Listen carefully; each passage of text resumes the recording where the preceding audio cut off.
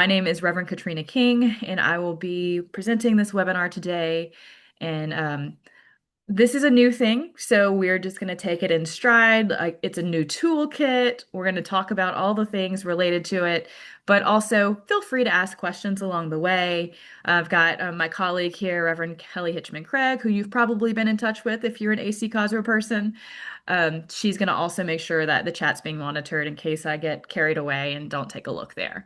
So we'll get started. And if you haven't yet said in the chat who you are, where you're from, who you represent, that would be great. And this will be recorded, so you can go back and watch this again later in the future. So first things first, GCOSR is glad you're here. That's the General Commission on the Status and Role of Women. Since you are all AC COSRO folks, it looks like, or annual conference folks in general, you probably know a little bit about who we are and what we do. I'll talk about that more in a second. I am the Director of Monitoring and Resource Development. And so I joined the team back in August, and I told the general secretary in the interview process that if I were to come on the team, I was going to revamp the monitoring process and update the toolkit, everything relating to it. And I've been serving on the board for General Commission on the Status and Role of Women for the last 8 years.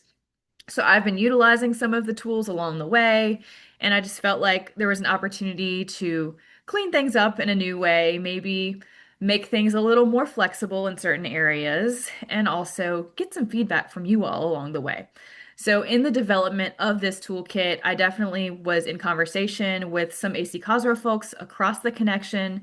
They helped me vet my work and also checked it to make sure that it was relatively usable, functional, and all that kind of stuff. So that's a little bit about me and the agency. We'll talk about that in a second. And again, glad that you all are here. It's helpful for us to know the faces in the room, virtually, of course, and you can probably also see folks who might be helpful across the connection for your work.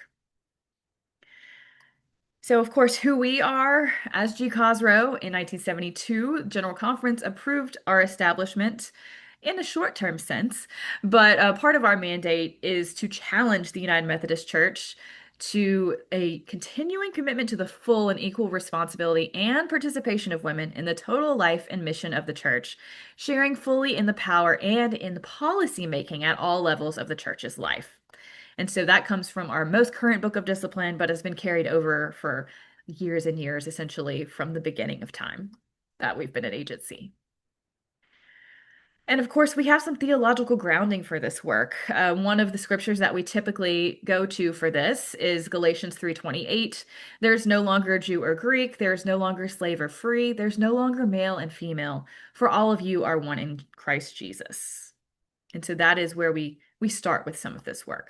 But where we're headed today, I'm going to give you an overview and purpose of this toolkit, where you can find the resources. We will take a look at the guide itself. We'll also look at the articulate, and we'll take a very quick look at the list of monitoring Word documents. And at the end of the session, we'll have time for questions and answers that haven't been answered along the way. And so from a high level, what is monitoring? If you're less familiar, again, I see that a lot of you are with AC Cosros or cores and things like that. We use monitoring to help us better understand the barriers that prevent equity and equality between all persons. While the scope of GCOSRO's work is specifically related to women, we have women of all kinds and other different types of categorizations, essentially. And so we kind of stretch that outside of just women to many different places that we're monitoring for. And so, how was this done in the past? If you're part of an AC Cosro, maybe a new one, maybe an old one, you've had some form of monitoring that you've done, essentially. And so that can be using the forms that we have on our website already. It could be doing your own thing. It could be a combination of those things, which is what I did in my own annual conference. And of course, what does it look like moving forward? We've developed this new toolkit for you to kind of take some of those things we've done in the past and expand them in different directions, and also maintain some of the pieces that we've done along the way. And so my goal here is to give you a somewhat high level overview of the resources that are available to you, and also walk you through the toolkit and all of the parts that you can go and spend more time in on your own. First things first, if you want to find the resources, you got here somehow, whether that was through an invitation from Kelly, whether that was through the newsletter item that went out, or the article that went out, you can find this toolkit on our website. And currently, if you go to gcosro.org, this is on our homepage. It's one of the boxes that appears like this. And so you can click on that hyperlink and it will take you to the article, it'll take you to the toolkit. It'll link you to another article, which was kind of an introductory primer on monitoring, and all of those things are accessible for you there. And so the main tool we want to look at today is this guide. It is a how-to guide to monitoring. On our current website, if you go to AC Cosro things, you can find our old landing page about monitoring, and there's just a lot of stuff there. So you'll find many links to many tools, and my job, my idea was to kind of put these together, centralize them in one document if possible. And that way we can kind of streamline how you find the things that you need for this work. And so that's kind of where I was headed as I developed this toolkit.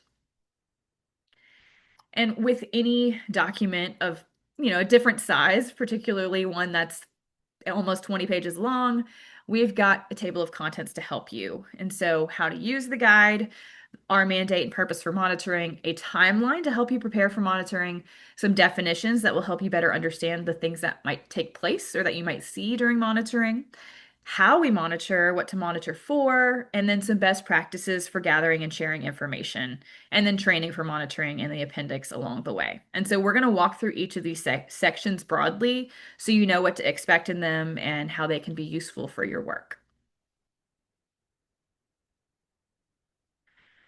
How to use this guide. From a high level, monitoring can be done at any administrative and programmatic function of the United Methodist Church.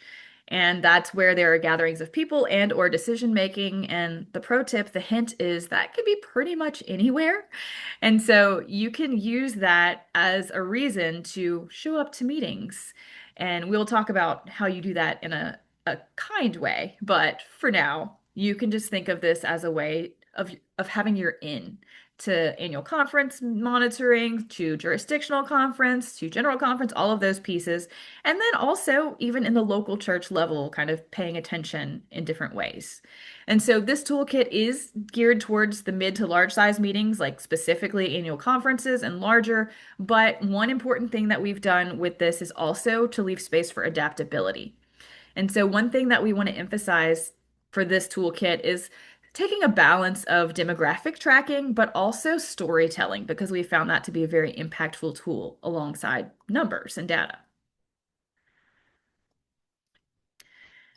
And so, in addition to our mandate to challenge the church, GCosro is specifically tasked with functioning as a monitor for those programmatic and administrative functions of the church. So that means gathering data, making recommendations, and also suggesting guidelines for action to eradicate discrimination in all forms.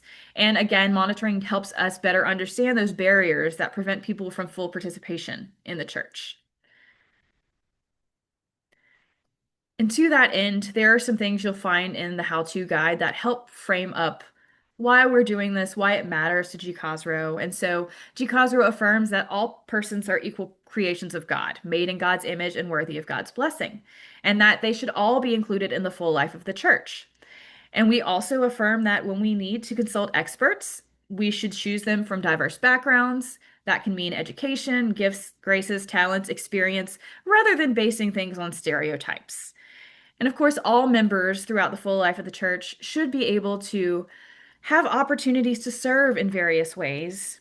We want to emphasize expansive and inclusive language along the way for people and for God. And then also, we want to affirm that leadership comes in all forms and skills. And again, we want to stay away from stereotyping, not limiting our own perspective of a person's role based on those things. And this just kind of sets the foundation for why this matters. And then also, there are things that we as an agency understand. And these are the more challenging things sometimes, like behaviors based in attitudes, opinions, beliefs, and values are learned. And changing those things can be difficult. They can be really challenging for people. Other things that we understand is from our experiences and best practices, having suggestions that are immediate for alternatives that are inclusive can be helpful for healing in action. And then when groups function effectively and respectfully, that's really a good motivator for the people in the group, the participants. And then lastly, that immediate feedback on actual behaviors and situations is a good strategy for making sure that we're not being exclusive with our behavior. And so when I say giving immediate feedback, that can mean from the annual conference floor or having a conversation with somebody that's in leadership when there's a break, things like that. Don't worry, we're going to talk about all those things in more detail coming along. So, if you're going through the how-to guide, we've got a timeline, which is helpful for kind of getting your ducks in a row as you prepare for monitoring. And so I've built this in a vague sense of for any type of event, but you may also see some through lines about annual conference in this kind of space and discussion. So as soon as you hear about an event that you think might need to be monitored, there are a couple things that you can do. One thing is offering to be part of the planning process. If it's a big event like annual conference or a big conference of some form, there's probably some sort of design team that's managing the work. They often love having other volunteers to be part of that design team work, and that's an opportunity for you as someone who's interested in monitoring to come in and help create spaces and places for people to provide feedback in real time before the event actually starts happening. So if you can offer to be part of that planning process, it could go a long way. Other things that we recommend is trying to offer a registration form that provides optional demographic questions. So this is something I've definitely tested in my own annual conference in Louisiana. I talked to the bishop about this a couple of years ago, and what we did was we created questions with conference registration, and I encouraged them to use a certain format. We'll talk about that later. And it worked really well because as I did experience some conversation about people having to get up and announce all these things about themselves, this helps streamline that a bit because I had all the backside data to people's registration information. And while it wasn't perfect and not everybody wanted to participate, it gave me a better starting place than not having information. And one of the best practices for monitoring and reporting this kind of thing is we want self-reporting. So we want people to tell us how they find themselves in demographic standards. So I will tell you more about what that can look like later, but that's something on the front end that can be really helpful as we start planning events. You also will probably need to request time for monitoring reporting. And so if your annual conference is used to having these reports, it's just making sure that you make that request every year. For those of you who have maybe never done this before, there's an opportunity to have conversation with the leadership team and say, hey, this is really important, and here's why, and then ask if they're willing to give you time every day to provide a report. And sometimes they'll grant it, and sometimes they'll be resistant, and that's okay. You can find other ways to share your information along the way. And one other thing that we'll talk about in a little while is if you're looking for ways to tell stories about inclusiveness, or barriers, for example, you can consider sending out an inclusiveness survey prior to an event.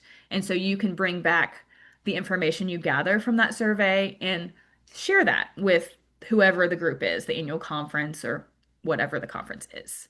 So this is just in the early stages as we know that an event is being planned. And we will take more time to loop back to the questions and survey later. So, about 3 months prior to the event, you should be recruiting your volunteer monitors. Perhaps you already have a team of those set up and ready to go. That would be super helpful, but it also depends on the type of event it is. If it's an annual conference, you'll need to know how many rooms you might need monitors in, what's the setup. All of these things depend on how large the event is, how small the event is, how many people are going to be where, and all of those pieces. So, the more information you can find out early on, the better. Some of this may be rinse and repeat from your annual conferences, and sometimes it will be completely new. So we just do our best to recruit more than just you, more than just a couple of you, maybe a handful so that you have a team and you don't have to carry all this work on your own. You should plan a monitoring training, something like this. I can have a training with you virtually. We can talk about how to do this in more detail. But this is setting a date and getting it on the calendar for your volunteers that you've recruited. And of course, familiarizing yourself with this document and all the pieces that come along with it. And then a couple months go by and you get down to 1 month before the event, you're actually going to have that training. We find this to be a good time period because it's close enough to the thing that you don't forget what you're about to do, but not so early that it doesn't feel relevant anymore. Another thing that we hope for you to set up about a month prior to the event is what I call an anonymous feedback loop, which we'll talk about in a little more detail. But essentially, having a way for people to share their celebrations and concerns with you in real time at the event. So that means setting up a form that they could submit to, or looking at how you can do that on paper if that makes sense to be inclusive as well. And then, of course, preparing all the paperwork that you might need for monitoring. Some of you might like to do this on the computer. Some of this want hard copy with pens and papers. And if you've got several monitors, you might want a folder with all the tools that you need. Maybe this packet, copies of the forms, pens, whatever it is that you think will be helpful to keep your people. Do monitors need to be delegates to annual conference or members of COSRO? So we actually would encourage you not to be delegates because delegates have to participate and vote on things. And if you're trying to do that and wear the monitor hat at the same time, you're not giving 100% to either thing. And so it's helpful to have people that are delegates be familiar with this type of work because they want to model things for us and participate in great ways, but it can be a challenge if you're trying to do both at the same time.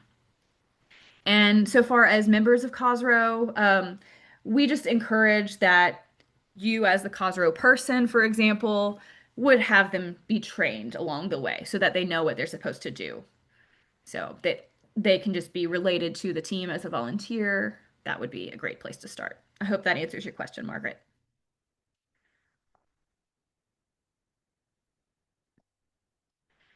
And when we actually get to the event itself, a reminder to make that feedback loop available to people to use. We'll talk about that later. But something that's very important as a monitor is to kind of bring this sense of peace to the monitoring process. Sometimes monitoring can feel like a bad thing. Like when you look at the word monitoring, you might feel kind of this surveillance type feeling. And it's going to be really important for you as monitors to not make it feel that way. You're here to recognize challenges and barriers for people, to highlight those things. And we understand that those can be problematic. They can't always feel the best for people. And so if you're open with your sense of information that you're sharing and explanations of why we're doing this the way we do it, it can really go a long way for people feeling like they can get behind monitoring as a process and understanding that it's important without feeling resistant and combatant to it. And then you're also, during the event, going to be doing monitoring. You're going to be preparing and providing daily reports. And again, if you aren't able to share this out loud with time every day, there can be other ways that you can do this by making social media posts or sending out little articles along the way. Let's see, we talked about using the word observing rather than monitoring. I mean, I think that would be fine, Christy. Monitoring is just the word that is in the Book of Discipline under that section for GCSRW. And so monitoring can, of course, include observing. And if you're finding that monitoring is too strong of a word, observing can be helpful, but then there's also the active piece of what comes outside of the observing and the sharing and the feedback. So that's kind of a technical nuance at this point, Christy. And so after you are done with the event, we hope that you'll share your findings with us. And this helps us understand what things look like across the connection. You can email your monitoring sheets or your reports or summaries to us at info@gcosro.org, and then I will find my way to them that way. It's also very helpful to debrief with your team so that you can process how things went, what went well, what went not so well, how can we do better next year, and also talk about some of the difficult things that you're probably going to experience throughout the monitoring process. And then you also want to be able to provide feedback and reports to the people that put on the event. So that can be the leadership team. If that's an annual conference, that would probably be the bishop and whoever else is up there with them. And most importantly, you want to thank them because you want to be in continued relationship with them if this event happens again, like annual conference on an annual basis, or even other meetings and conferences that occur regularly. And that's just the timeline aspect of this work. And so we'll switch gears to the next part of the how-to guide. You've probably seen a document that has some of this information in it on our website. This was built off of previous information and kind of cleaned up. But while you're monitoring, you're probably going to see, experience, or hear about things that don't feel so good. So they don't feel equitable. And sometimes we need to be able to put that to name. And so we've created not an index, but a list of probably about 15 or 18 foundational definitions that help you define what you're seeing and hearing. And so I've provided an example at the bottom here. Explicit bias being attitudes or beliefs that we have about others on a conscious level. And so when someone publicly says that they're not going to hire people of a particular group, that's an example of explicit bias. They've done it out loud. They are aware of this bias in some way. And so there are other definitions in this area as well. And again, it feels very technical to some extent, but I've tried to provide some examples that help you understand how this might come up in the practical standpoint, especially from an annual conference perspective. And so you might find people approaching you and saying, "This happened. I don't know what it is, but it didn't feel great." And this can help you all learn about what that experience is. So when we talk about what we monitor for, there are a few things that really help it feel like it's more accepted. People are more open to the buy-in of having the monitoring process. For example, having a statement of acknowledging that we can often hurt one another, sometimes unintentionally, sometimes intentionally. And when we do those things, we know that there is something on the other side. We can seek forgiveness and learn from that experience. And so monitoring isn't about making sure that people are perfect, and it is about those growing edges that we have sometimes. So knowing that we're not perfect people is really helpful. And of course, having an environment that is supportive, where we know that we are going to make mistakes, even as monitors, because again, we're not perfect people.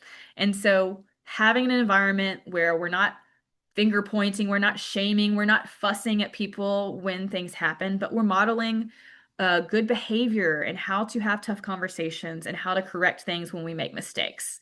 And of course, do not assume that people are being intentionally harmful. When we do talk about the hurt, we have to acknowledge that people did get hurt and that's not okay. But we also need to be kind and give some grace along the way. Let's see. Maddie in the chat. Their conference is introducing monitoring, hopefully, for the first time in a while, trying to be really thoughtful with the language. Yes, and the vulnerability of some of the monitoring demographics. And so let's see. Has GCSRW considered the ways that monitoring can be presented in language to be used to acknowledge the moment we are in that prioritizes the vulnerable?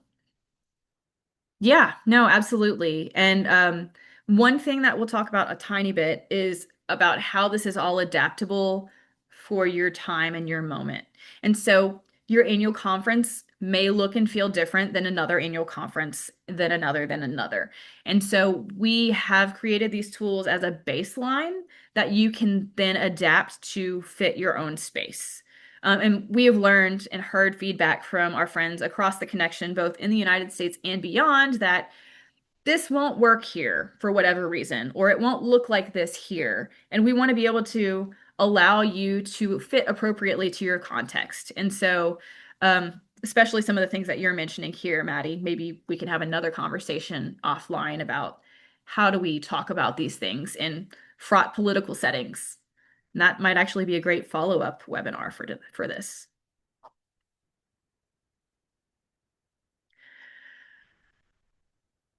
Kelly, please make a note. What we monitor for. Some primary things that we monitor for are observing, like we said earlier, opportunities to serve and opportunities to participate. because these are places where we often see disparities and exclusions. So, opportunities to serve are involving positions of leadership, visibility, and authority, and participation involves who participates and how they participate. For example, when we're looking at opportunities to serve, some questions you might think of along the way are who is selected as the leader of the committee? Sometimes it's by elected, sometimes it's an appointment, depending on the context we're looking at. Does this leader share their time with other people, particularly other officers that might be there with them, especially if we're talking about women or racial ethnic persons along the way? Does this leader of the committee provide opportunities at the microphone, in the general plenary, to certain people and not others, for example? Does the leadership reflect the breadth of voices and experiences in the larger body? A lot of times we'll find that they don't. And so, what does this mean for opportunities to serve for people? How do we consider these things along the way? And in a similar vein, opportunities to participate. Some examples to consider here. Who is recognized to speak, present, or participate in group processes versus who isn't? Who takes the opportunity to speak without being recognized? I've seen that happen a lot in annual conferences. We have people that are just willing to go up to the microphone and start talking, even if it's out of order. And we have to kind of question, do they get allowed to do that? And who does? Are certain people in different parts of the room not noticed or not asked to speak, for example? Sometimes that's an issue from whoever the leadership team is not being able to see different parts of the room. And sometimes it's just an oversight, for example. And does the leader allow time for diverse thinking, for translating before calling on the first person to speak? It's like being in a classroom at school and someone's hand shoots up and the teacher doesn't always call on them first because we have all these processing speeds of all the students in the room. That's kind of what this example is about.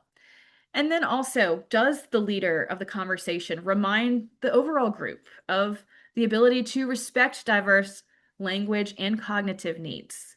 This is all part of being inclusive and helping make sure that everybody's able to participate. And so these are just some example considerations. There are more in the how-to guide, but I just wanted you to be able to differentiate the participating versus serving, leading kind of spaces. So getting down to it, how to monitor. First things first, you want to gather all of the forms that are in this packet, and you'll find them at the back in the appendix. And as I mentioned, adaptability, there are Word document formats available. So if something isn't working for you and you don't want to build something from scratch, you can go in and look at these Word documents and tweak them in ways that fit better for you. We encourage you to do that. Again, you know your context best, and that's really important for us to understand. So some of these documents that you'll need, these forms that you'll need, are the request for registration data collection, opening report, several different kinds of monitoring sheets, and then a daily report. And we will look at these one by one just so you can see what they look like and how we use them. So I mentioned you may want to request that there be a registration form optional question where you can collect data because it will help inform the work. Not only will it help inform the work, it also helps streamline the event itself. We know that at our annual conferences and beyond, sometimes it can feel clunky and challenging for every single person to stand up and identify themselves in a number of ways before they actually get to the point of what they're trying to say. And so if you want to reach out to the leaders of an event, I've created a form document for you that you can find in the appendix. This is the first item in the appendix, Appendix A. It is a sample registration data collection request. And so you can introduce yourself, you reference the event that's coming up, why is this important, what is monitoring, and then also how this will help streamline processes at the event. And so in the letter, you will see some examples of demographic breakdowns that we encourage you to include. And so that's some gender, race, age, status, and disability categories. And you just want to make sure that the person who receives this knows that this is optional. We never want to force anybody to do anything because, again, that kind of reiterates the monitoring in a negative light. We don't ever want to do that, and we always need to leave space for people to opt out. But as long as the people who send out the registration forms understand that and they put that clearly, most of the time people aren't going to really resist. Even in my annual conference in Louisiana, when we first tried this, I think most people submitted some kind of submission of that registration information. They didn't really even ask questions. In fact, we didn't even tell them that this was part of the monitoring process, just that it was an optional thing to fill out in the registration form. And so if it's helpful to share why it's being done before the registration goes out, that can also go a long way. And that's a teaching point on what monitoring is and why this data is being collected. And also emphasizing that we're going to protect this data, that only your monitoring team is going to have it, and that we are going to keep it safe and only use it to aggregate and provide information as a group and not call out individual people and things like that.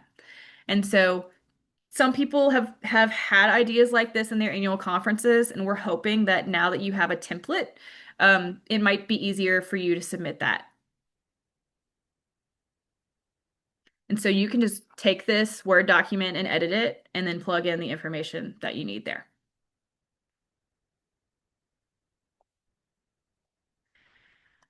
Other documents that you'll see that you might find to be useful. We've got opening reports.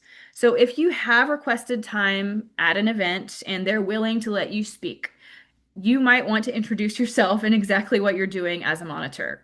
Again, this is going to be helpful for everyone that's participating if they understand why we do these things, why it's important, and how it's going to make things better for everyone. That gives people a lot of buy-in to understanding why we do this. And so I've created again a template for you, and you can plug in your own information. You can adjust this as makes sense for you. I've given you some form language here that we've used in the past, and I've tweaked it as an example for my own annual conference, and we've utilized that year over year.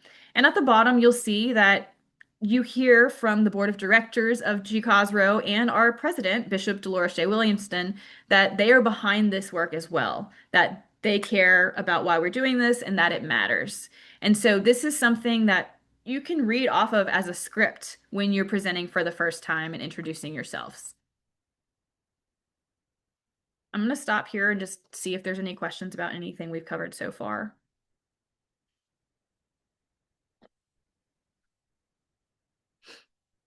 I know it's been a lot and we still have things to cover, but just want to make sure. All right. So monitoring sheets. These have been revamped. They were based on something we've had in the past, but people do their own things. I did my own thing in my AC Cosro in Louisiana, and so I felt there could be ways that we can expand this work that people can take and adapt to their own place. And so we've got several different types of monitoring sheets, and they're kind of broken out into three categories. We've got our worship ordination service sheets, we've got session monitoring sheets, and we've got observation sheets. And we're going to take a quick look at what each of those things looks like. But overall, the worship ordination service sheets are directed more towards special services, which are formatted a little differently than plenary sessions or committee meetings and things like that. And then observation sheets will walk alongside those monitoring sheets. So here you can see one form that I developed. It is the service sheet. It has less space for a list of names because sometimes worship services, ordination services aren't having as many people speak as general plenary sessions are, for example. But to that end, if you find that you need more names, you can always print out multiple sheets or just flip the page over and start writing on the back. I've also listed in the bottom right-hand corner page blank of blank, so that way you can keep track of how many pages you've done and keeping them all together. And so the way you'd fill this out is just list all of the people who speak. I will say that it can be a little more challenging to identify people and their characteristics during a worship service because we're not getting up during a worship service and announcing all these things about ourselves, which is why it's really important to have that data ahead of time. But also you may find people using this later in plenary sessions, and you can come back and cross-check information. And so I call this the X tracking sheet because I encourage you to put an X in each category that this person reports in. And so their name, their district, if it matters, sometimes it doesn't. I just wanted to leave space for that. And then all of those categories. And if you forget what the abbreviations mean, there's a list underneath that will help you remember. And there's even a notes category for you to jot down a few little things. And because this is a worship service or ordination service, there are some focus areas that we want you to take a look at regarding inclusive language along the way. And so you'll see those at the bottom. Was there inclusive language or imagery in the sermon, in the prayers, in the scriptures? What was the God language like? How about the hymns, music, worship liturgy, words for humans, as opposed to all men or things like that? Those are things that we list here for you to check box again, and then also notes about that generally. And then there's some questions at the bottom for you. Do you recognize any trends? What are they? Does the leadership of the worship service reflect those who are in attendance? And any other things that we want to note. And so that's roughly how you'd complete the worship ordination service form on the X tracking side. On the circle tracking side, the only difference is instead of putting little X's, you're just circling things. So this is really a personal preference thing, but I've heard from a lot of people that they prefer one or the other, and so they've always modified things, and I figured why not create those modifications for you, and then you can take them and run with them. So you'd roughly complete this in the same way. Circle, circle, circle instead of XXX or checkbox or tally marks even, whatever it is that you want to use. And the only thing I haven't mentioned on both of these slides is that after things are over, you just want to total those up at the bottom for us. And that'll help you with your storytelling later. And so again, this is just through the lens of a worship service, ordination service type setting. Now, this is what our session monitoring sheets look like. So this could be the plenary session, this could be a committee session, depending on where we are or what we're doing. And so you need to identify that for us. The event, you could be like, this is plenary session on this day, it starts at this time, who you are as the observer. And it's a similar format. Who is speaking? Where's their district, if that matters, and all of these other demographic categories. And you may not need to fill out all of this information on the sheet in real time, especially if you've received the data for registration. So you can write down names only and notes and go back and fill this information in later with the information that you've already been provided. And so that helps your focus be on different things than in the past, for example. And so questions that we have on this page are who is the presider? So who's leading each session essentially? Who's seated on the stage? Who's presented this session? And then any other things that you want to note. And one thing that I will say that people always ask is, do I need to write down the presider every time they speak? No, we don't need you to write down that your bishop spoke 500 times during the plenary session. It's okay to just put them down at least once. Same thing with presenters, like if you're dealing with finances and you've got the comptroller or whoever's reporting on finance and they're asking questions and they're speaking to people on the floor and then going back and forth, you don't need to count the presider or the presenter every time they speak, because then that would really skew all of our data. And so this form looks a little different than the last one. It's got more space for people. I encourage you to have multiple copies of the form because you never know how many people are going to be speaking in sessions, and you just want to make sure that you have enough tools and resources available for you along the way. This is the X version. This is the circle version. So it's just kind of already filled in for you, more of a personal preference on how to decide what you want to fill in. And then this really important sheet, this observation sheet, here's what we want to hear from you, not just from the data crunching side, but what are you observing along the way? And so we have all of these questions for you about observations relating to gender, race and ethnicity, nationality, whether the presider is being inclusive or exclusive, talking about were the speeches, comments, and questions of racial ethnic participants, women, young adults, or people with disabilities treated with the same respect as other people? Were translators used? Were people using those given enough time? Were there particular groups of people who dominated the discussion? Are there people who we haven't heard from that are in the room? And then also, are we finding situations where people are talking on behalf of other people when those other people might be present and they're not being allowed to speak themselves? And then you might find some really great things, some best practices that you've seen, some really wonderful things that you want to share. So you can jot that down as an example. And then we want to be inclusive with disabilities as well. So are there large print options? Are there ASL translators? Is there closed captioning? Is there enough room in the aisles for people who are differently able to be able to move up and down? Same thing for access to microphones and additional time given or space held as makes sense. And then for anything that doesn't fall into those categories at the bottom, worth noting. So that would be something you plug in. And I encourage you to use an observation sheet for each monitoring session that you do. So if it's day one of the plenary in the morning session, fill out an observation sheet alongside what you've done for monitoring, and then do another one for the next session and the next session. And this observation sheet will really help with the narrative writing outside of just the data. So we're not just talking about numbers and percentages. We're talking about what's happening in the room, what we saw, what we heard, what we witnessed. And there is a sample daily report that will help you compile this information. And so this is a template that is very, very vague, but it has places for you to plug in and fill in information. I did not include it in the slide deck, but there's also a completed example of a daily report that is from my own experiences in the Louisiana Annual Conference based on some times in the past.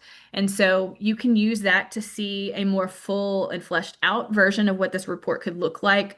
Here, you just see a one pager with places that you could fill in information based on what you saw and heard and wrote down in your observations and your monitoring reports.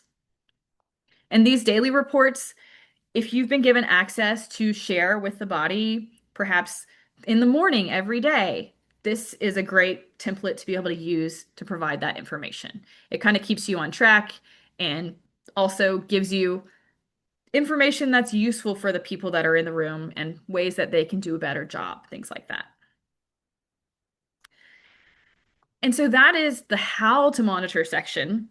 Other things that you'll find in the how-to guide are best practices for gathering and sharing information. And I told you we'd come back to these inclusiveness questions, feedback loops, and also how to create narratives.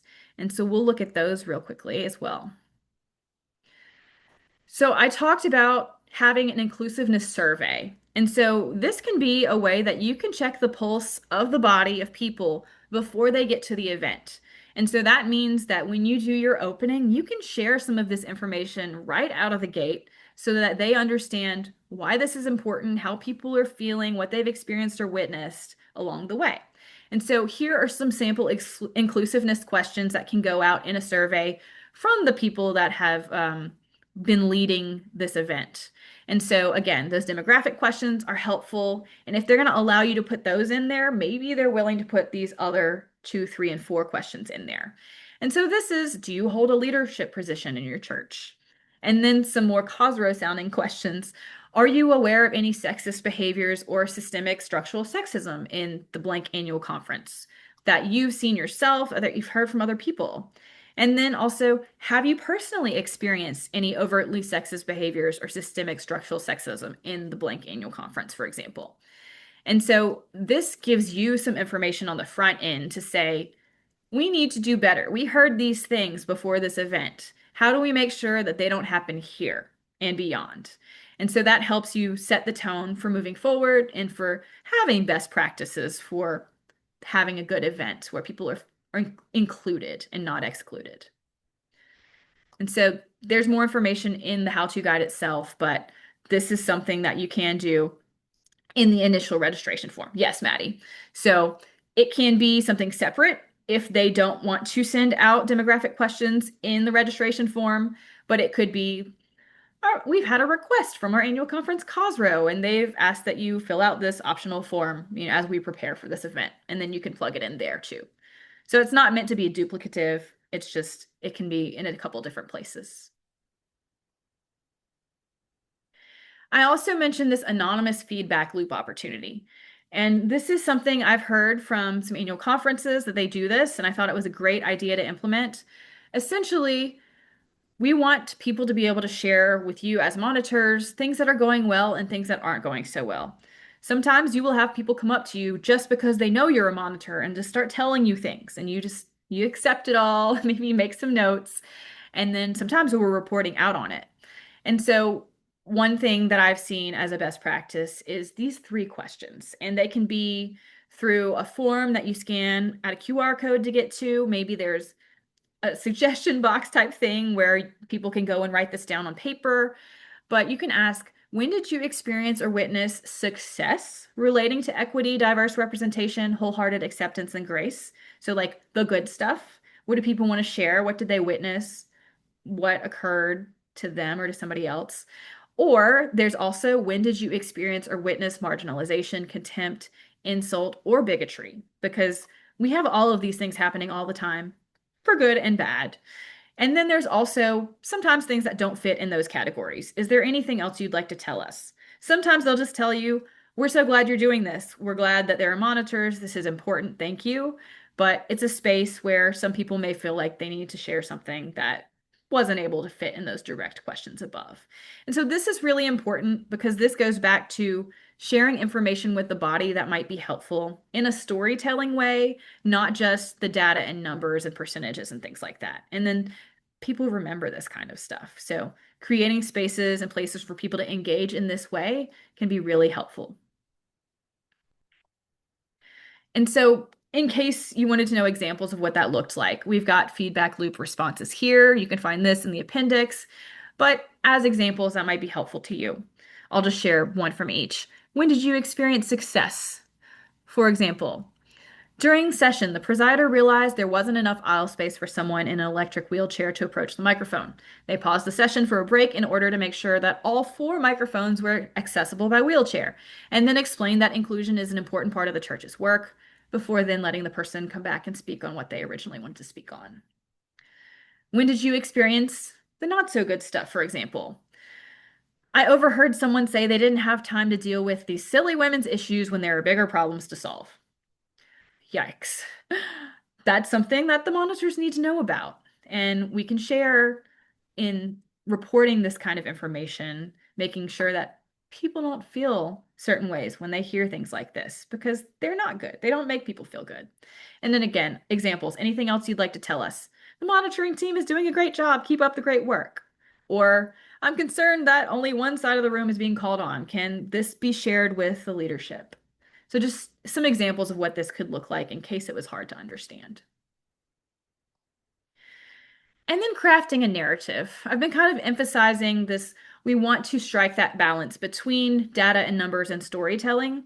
And so you can find this information in the how-to guide, but things that you should consider when you want to turn those numbers into a story, just be prepared to think differently. Some of you that have been doing monitoring for a while may be thinking in numbers and percentages, and those are the things that you report on, and that's fine.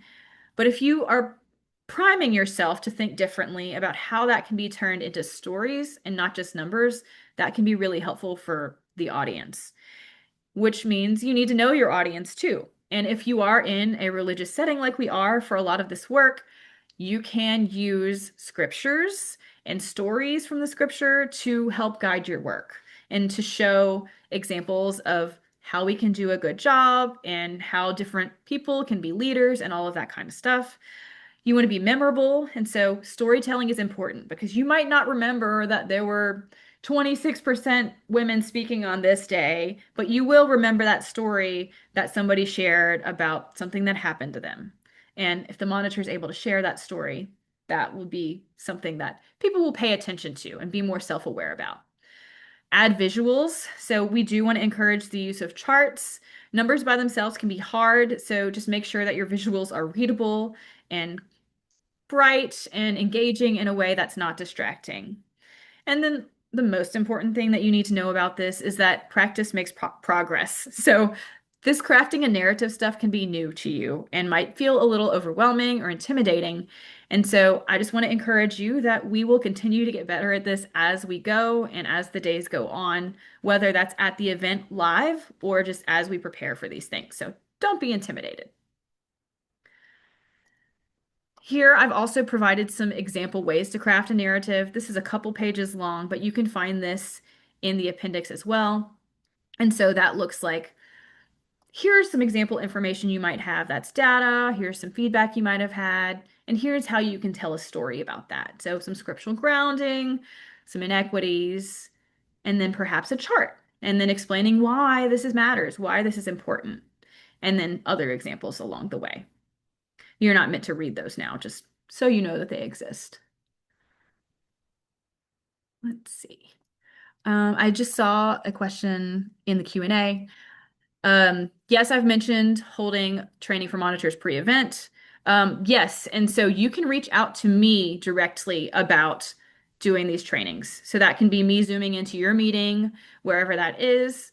And I don't mind being with you all virtually because it's not a big deal to do this work. It's really great for me to practice, but also because it matters. So I don't mind doing multiple of those. Thank you for that question. And Kelly, I think, is responding to. And that segues great into this slide, training for monitoring. So there are ways to contact us in the section entitled Training for Monitoring in the How-To Guide. And so that's reaching out to the GCSRW email, but we can offer in-person training, especially when we're talking about perhaps jurisdictional conferences or maybe you want to have a monitoring training for a couple of annual conferences and we'll meet up in one place and kind of get to know each other. There are all kinds of possibilities of what this could look like. We want you to get creative with these ideas, and Kelly, I know, is going to be a great resource for helping with that. But I'm always willing to do virtual training pretty much any time.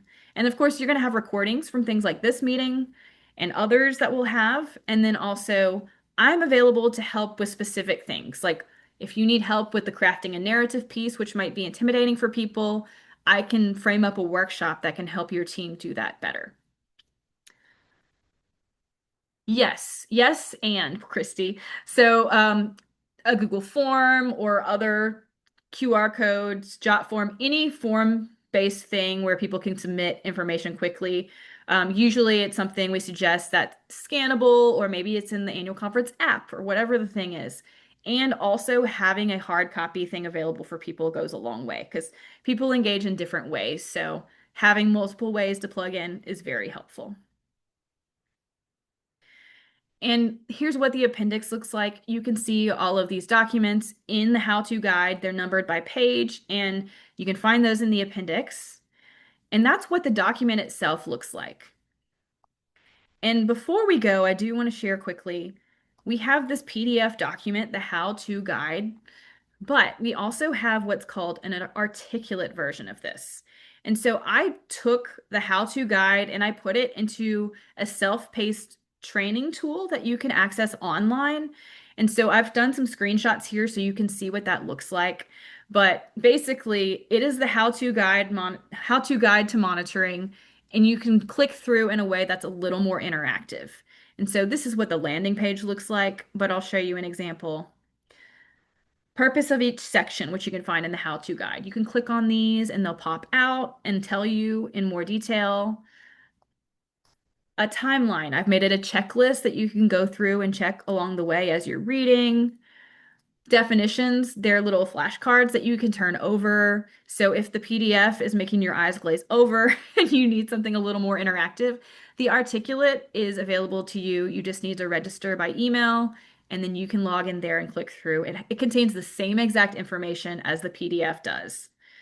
And so here, what is the goal of monitoring? To observe opportunities to serve and opportunities to participate. And you can click through the tabs. That's just an example of what that looks like. That can be helpful if you prefer to learn online and you'd prefer to go back and read through this in a way that you feel like you're moving forward instead of just scrolling up on pages. Sometimes that goes a long way for us. So choose your methodology for whatever works best for you. And I did just want to emphasize, when you go to that landing page that has access to all this information, all of those forms, the registration data form, the monitoring forms, all of them are there in Word document. So you can take them, you can put your own logo on them, you can change the color scheme, you can change the types of boxes and things like that. And so we want to make sure that you have access to adjust those things. Again, because we've heard feedback from different people in different places that we don't like doing it this way. Can we change it? Yes, you can. Like, change it to your context, make it relevant to you, because we want you to be able to monitor in the way that works best, sends the best message for your context. And sometimes that means deviating from where we are.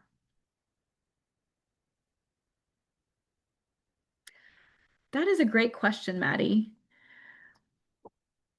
Concerns about security, especially, yeah. And so, as an example, Maddie, we've heard from people in other areas that we would never put demographic information on a form. And we're like, we totally understand that. And so, right now, off the top of my head, I don't have any suggestions for particular platforms, but hopefully your team internally is using a safer way to communicate, like Signal, for example. Annual conferences hopefully have some data protection things in place that they're using. And so, I'd lean into whatever is possible there. I would love to explore that conversation a little more, Maddie. Kelly, if you can make a note. How many monitors are recommended for annual conference? So it depends on a couple things, but how many people are attending your annual conference typically? What does the space look like? For example, in Louisiana, we have just a big ballroom space that everybody's in, and there's lots of different sections. And so I recommend having a monitor for each microphone area at least. So that could be four or five.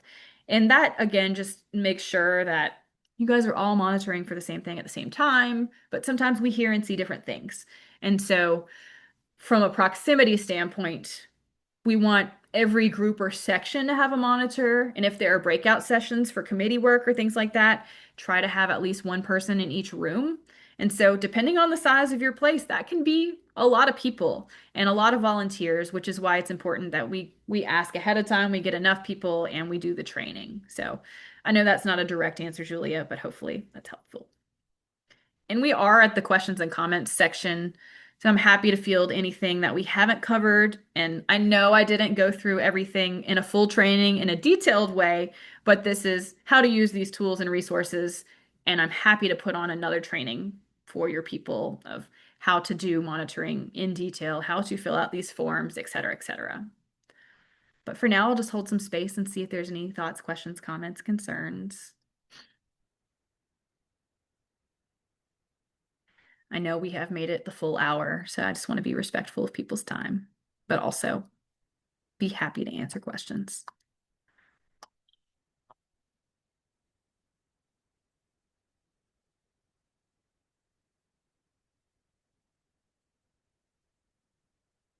And I will also offer, like, sometimes we don't think the best on our feet, especially when we're in meetings like this. And so I'm available. You can email me anytime to talk through any of this stuff.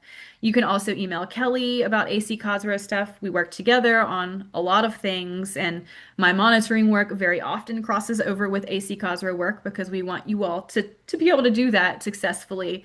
And so we're happy to tag team, take your ideas, questions, and then also build additional workshops and webinars. And the one that's happening in April is going to be a repeat of this, but I'm also framing up a couple other different possibilities around, how to build storytelling inside this, or how to actually do a monitoring training for people that have never done this before, and those kinds of things. So we want to hear your feedback and your ideas. Don't hesitate to reach out to us. We're happy to do this work, and that's what we're here for. So, if there's nothing else, I'm happy to let you all go. Thank you for spending an hour on your Friday with me. And I hope that you all have a great weekend, and we look forward to hearing from you by email if there are other questions, thoughts, or concerns. Thank you all for being here. It's been great to get to know you all a little through the chat. You're right, Angela. And people really just like it sticks in their brain. They heard a story and they can retell that story a lot easier than they could say, well, the data said we're not doing so great. But so thank y'all.